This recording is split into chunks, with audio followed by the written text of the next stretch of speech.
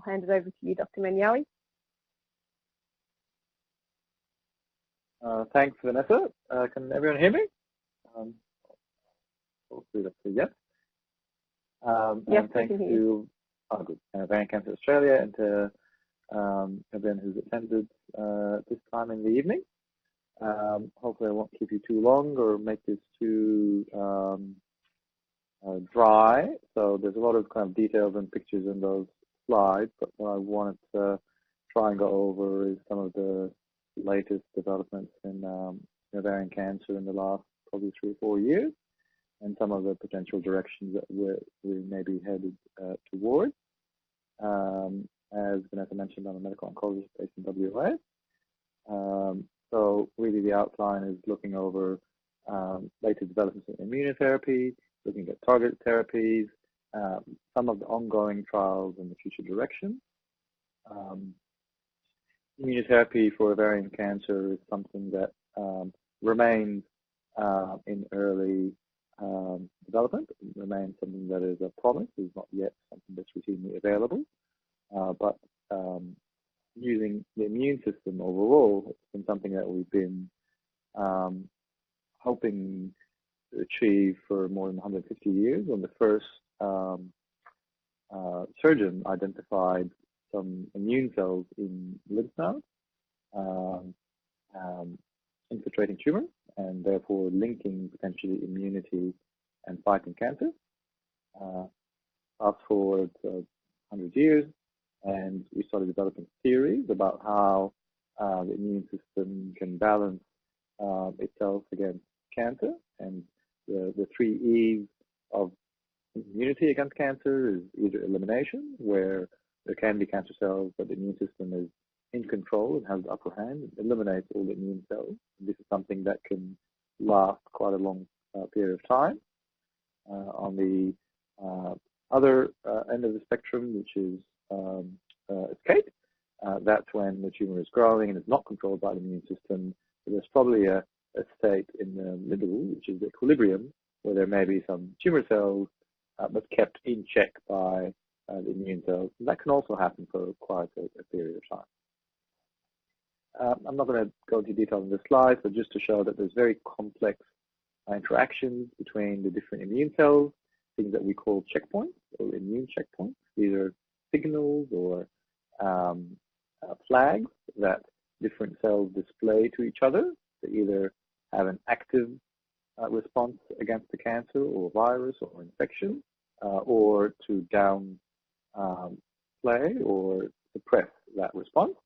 And essentially we've developed drugs that can target some of these regulatory pathways to try and target these immune checkpoints and stimulate a response.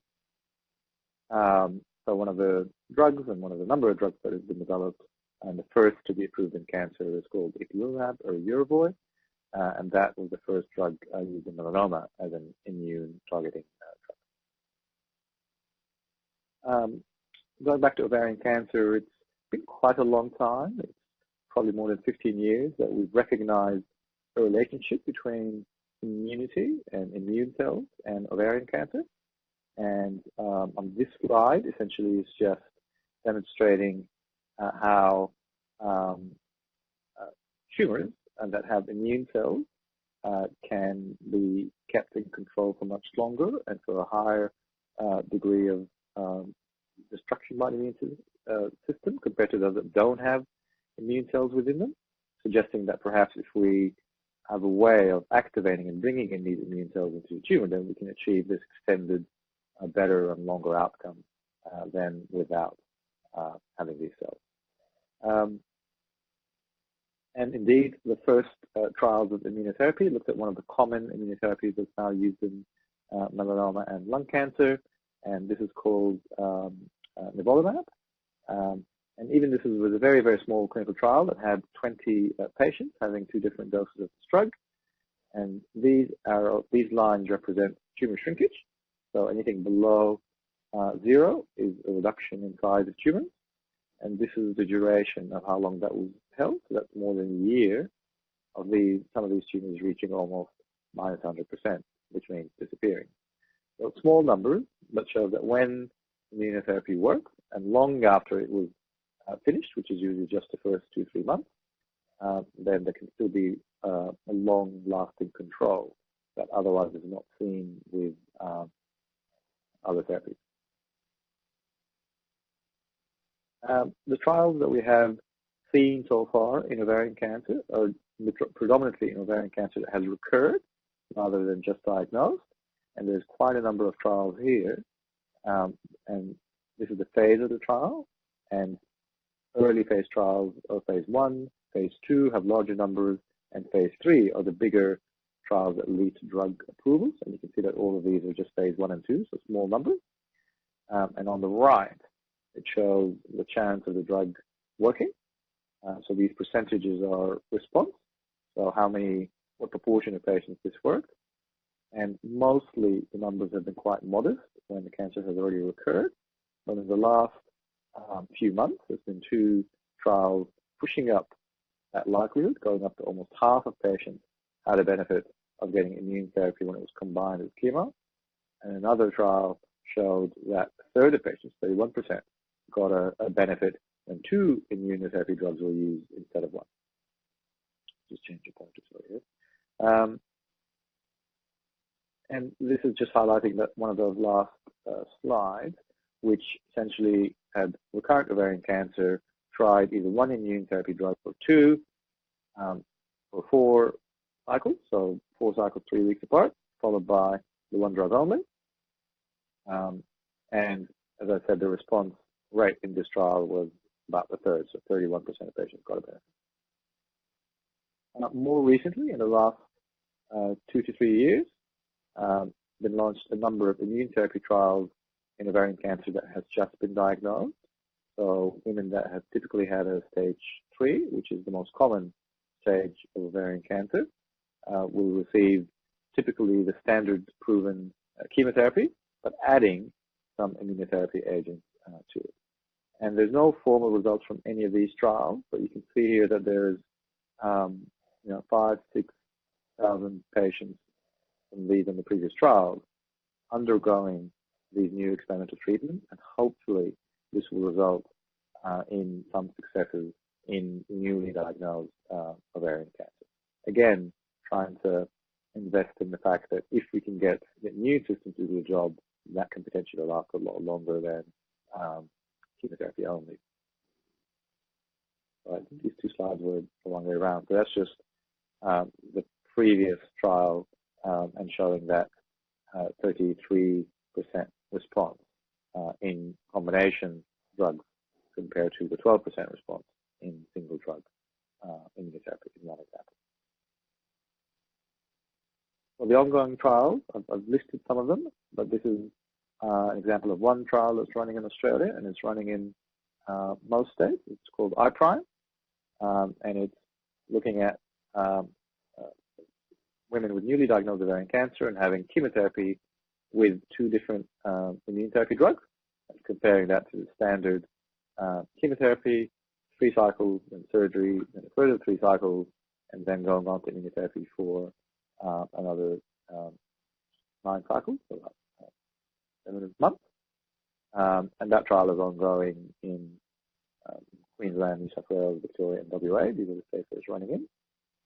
And hopefully that will be really the first trial to use combination immunotherapy with chemo in the first line, in the first newly diagnosed ovarian cancer. Another trial that's completed, and we're waiting for the results to be presented, was also newly diagnosed, looking at chemotherapy alone compared to chemotherapy followed by this immunotherapy drug called durvalumab. And the third group receives chemotherapy with the immunotherapy followed by the immunotherapy. We're probably expecting results from this trial later on this year. So just stepping back from immunotherapy and going to target therapies for a few minutes. Targeted therapies in cancer in general are those that are targeting a particular pathway. So if we identify a marker or a signal on the cell that we want to attack, these were the people that developed these targeted agents, these antibodies that are created, manufactured to attach to a specific marker on a cell, which makes it much more accurate in identifying and attacking the cell than chemotherapy, which is more crude and affects cancer cells plus other cells at the same time. So this was really a suite of new drugs in lymphoma, in breast cancer, in leukemia, and more recently in ovarian cancer. And we've heard Vicky's amazing story with olaparib. And these are essentially what we are hoping are the magic bullets against cancer, provided that we identify the target, and in this case it is the BRCA mutation. Then these drugs can have pretty impressive benefits, which can, in some cases, last also for a long period of time. And therefore, back to the BRCA gene, and this was just the years 1990 and 1994, when the BRCA1 and BRCA gene abnormalities were first identified, and it took us, another 10 years or so before the first drug targeting this pathway called the PARP inhibitor, and that was olaparib again, which is what one we just heard about, and compared to women that did not have olaparib. So again, the top curve is showing when patients are not progressing, or as the curve drops, suggesting that treatment is not working anymore, and there's a big improvement between having nothing, placebo, and having olaparib. And when we focus on women that had the BRCA mutation, the gap was even bigger. So this difference is almost 3 times as good when you have the PARP inhibitor olaparib with a mutation compared to having placebo with a mutation. So these drugs don't work as well in women that don't have the BRCA mutation, which is about 16-18% of women. There's another 6 to 8% of women that may have the mutation in the tumor but not passing it down in the gene. So almost a quarter of women may have this BRCA mutation in the gene, and this drug could be beneficial. And this is really a radical improvement in the treatment of ovarian cancer. We'll come back to that again in a couple of slides. So this trial was repeated and confirming that when the recurrent ovarian cancer has a BRCA gene and a given olaparib, there is 0.3 is essentially a third, reducing by a third, or reducing by 2/3, remaining only 1/3 the risk of the disease progressing.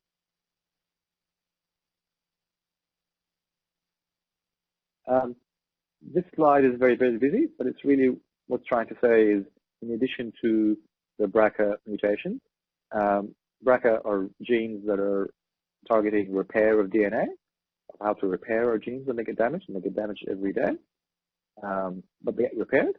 And the BRCA, these 4 bits here, are genes that are responsible for repair. When they're defective, we're not repairing very well. There's another bunch of genes, another abnormality, where our ability to repair our DNA is also reduced, and therefore these drugs, PARP inhibitors, such as olaparib, can also work in these remaining women. So instead of just being 1/4, it may be that up to 50% of women with this high-grade serous ovarian cancer that may potentially benefit from these drugs. And indeed, this was shown in another trial, showing that even in women that don't have the BRCA gene, that have recurrent, that sort of chemotherapy-sensitive disease, then these PARP inhibitor drugs can also be effective. So where did we go from there? So we talked about recurrent ovarian cancer and using these amazing new targeted treatments. We said, okay, can we use these earlier? Can we use these PARP inhibitors like olaparib in the first line, as soon as the cancer is diagnosed? Is it better to use it early?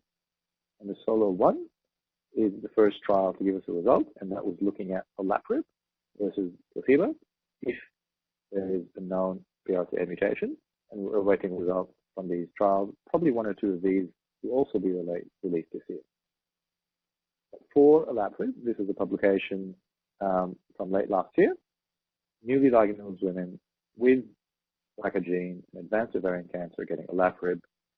This is now not just tripling but quadrupling the delay in cancer recurrence, provided that there was that BRCA abnormality, either in the tumor or hereditary. So as of about 6 to 8 weeks ago, the FDA in America has approved this drug in women with ovarian cancer diagnosed and have a BRCA gene. And in Australia, this drug is now becoming available on an access program, and I'm sure will eventually also come to the PBS. So these PARP inhibitors like olaparib are approved worldwide. In Australia, we have olaparib in recurrent disease, but it's coming in new diagnoses as well. And there's other PARP inhibitors that are approved elsewhere in the world and probably also coming to Australia eventually.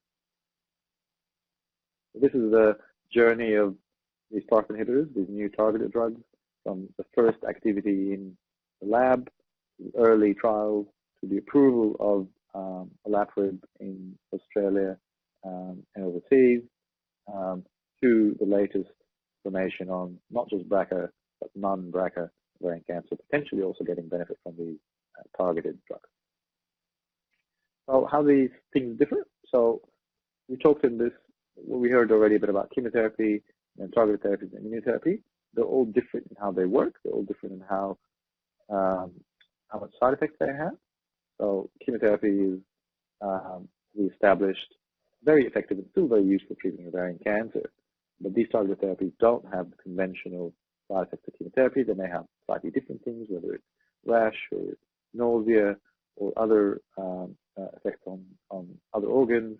Immunotherapy is immune stimulating, not immune suppressive, but can also have specific side effects to immunotherapy like rash, inflammation of the bowel or lung or other glands. So you see a wide range of unintended effects of immunotherapy, but by and large, these are very manageable in experienced hands of clinical trials or as these drugs become more widely used. So what does the future hold? We need to consolidate some of this information. How do we bring together what we've now discovered in parallel, BRCA genes, alterations in other genes in ovarian cancer? Immunotherapy probably works. We need to find when to use it, how to use it, what to combine it with. So we need to discover the barriers, why immunotherapy doesn't work, drill down on the cells, the lymph nodes, the blood. And we're trying to collect a lot of samples from generous patients that are joining these trials to learn a bit more about who's going to benefit and who won't, so we can prevent toxicity and prevent the use of things that won't be effective. And trying to look at all these different checkpoints, these other signals that perhaps need to be combined or sequenced in different ways to better improve the interaction between the tumor cells and the immune system. So one of the concepts that we recently discussed at a national meeting was integrating immune therapy, chemotherapy, and olaparib. We're trying to work out how do we integrate immune therapy and chemotherapy in women with newly diagnosed ovarian cancer, and that is a concept that we're hopefully going to take internationally in the coming months. And if this moves forward, then it may very well be a trial that comes to Australia, following on from the previous IFRIME trial in the next 12 months or so. And we're trying to move away, therefore, from empirical medicine. We're using the same chemotherapy drugs again and again for everyone, which remain an important component of treating ovarian cancer. We're trying to better divide patients to, okay, you have a BRCA abnormality, you don't have a BRCA in the blood, but you have a new tumor. So you don't have a BRCA, but you have something like BRCA that may make one sensitive to a particular target, to dividing things into groups. So then personalize where each individual will be matched to the most suitable treatment that they are more likely to benefit from. The take-home message really is that we've had several breakthroughs, and I only gave a very, very brief touch on two of these, in targeted therapy and immunotherapy. In the last 3 years alone, there's been several breakthroughs.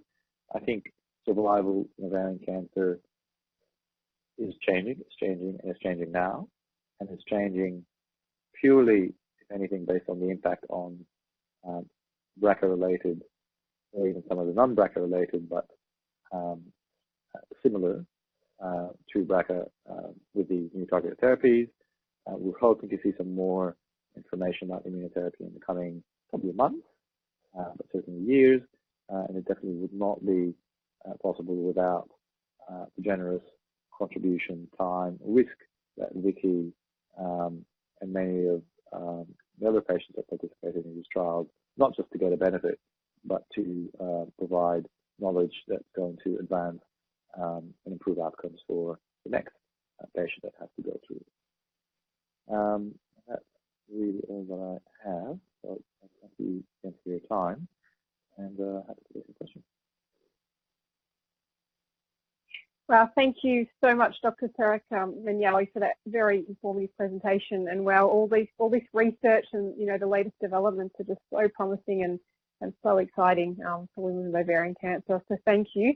I know we've gone over time, so I do apologise, but just a couple of questions have been posted. One, we've had a few people asking for access to the slides.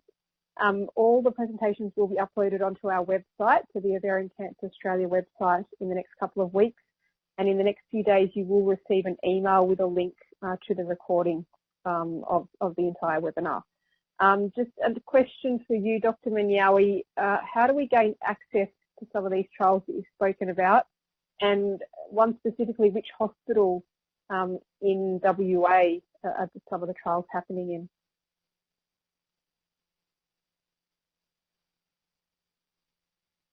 Sorry, I had myself on mute, sorry.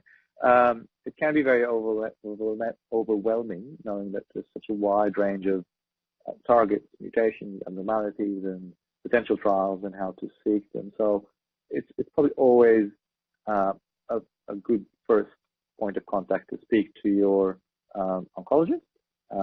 They will hopefully be connected with other experts in ovarian cancer.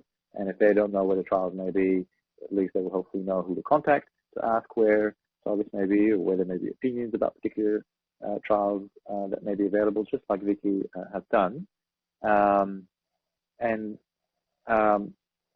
So your oncologist, your surgeon, your gynae-oncologist, and potentially your GP would be the first contact to help you navigate how to get to the research centres and where the trials are occurring. Specifically for immunotherapy trials in WA, the first-line trial, the ovarian cancer trial that's running at St Giles Gardner Hospital in clinical research, as well as St John Augustine Subiaco, but there's also other trials in recurrent ovarian cancer running predominantly probably at these two hospitals. But most oncologists and surgeons that treat ovarian cancer in the state will be able to point you in the right direction, depending on your particular circumstances. Thank you. And just, well, I've got time for one last question. Is it true that if one immunotherapy drug didn't work, that none of them will work, even in combination? No, it's not necessarily. It's quite a broad question. It just depends on the cancer and individual circumstances. But each of these immunotherapy drugs is going after a specific target. And at the moment, we don't have tests to identify which target we should be hitting. So when a PD-1 target is not effective, it could very well be that what was needed is a CTLA-4 target, just the molecule next door. And there are lots of trials in other cancers that demonstrate after one immunotherapy doesn't work, you combine two different immunotherapies or even just a different immunotherapy drug that might work. So it's not a blanket rule. It might generally tell it's a bit more tricky for that to respond to immunotherapy, but it doesn't mean it's not absolute. Great. Okay. Well, thank you so much again, Dr. Meniawy. We will let you go, but thank you so much for your time and your valuable, very informative and valuable presentation. You're welcome. Thank you for having me, and thank you everyone.